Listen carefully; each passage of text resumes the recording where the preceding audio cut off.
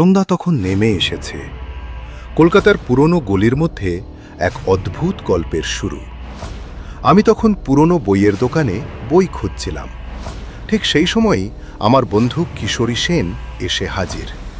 এই যে, চল না, আজ তোকে একজন অদ্ভুত লোকের কাছে নিয়ে যাব।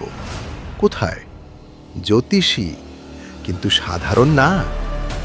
গলির ভিতর এক অচেনা বাড়ি, সামনে টিনের বোর্ডে লেখা তারানাথ জ্যোতিষ বিদ্যানিধি।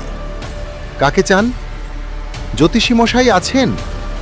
ছেলেটি কিছু না বলে ভিতরে চলে যায়। আমাদের বসানো হলো এক অদ্ভুত ঘরে, যেন সময় থমকে আছে। তারপর এলেন তিনি, তারানাথ। চোখে অদ্ভুত দৃষ্টি, যেন সব জানেন। আপনার জন্ম শ্রাবণ মাসে, বয়স এখন ৩০-এর কাছাকাছি, ঠিক তো? হ্যাঁ। বিয়ে হয়েছে, কিন্তু জন্ম মাসে নয়। আপনার জীবনে একটা বড় দুর্ঘটনা হয়েছিল ছোটবেলায়। আমি স্তব্ধ। এই মানুষটা আমার জীবনের এমন সব কথা বলছে যা কেউ জানে না। আপনার ২ ছেলে, ১ মেয়ে।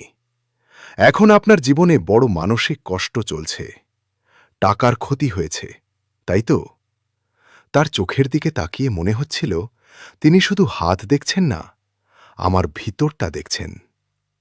সেদিনই বুঝেছিলাম তারানাথ কোনো সাধারণ জ্যোতিষী নন। তার পেছনে লুকিয়ে আছে আরও গভীর রহস্য।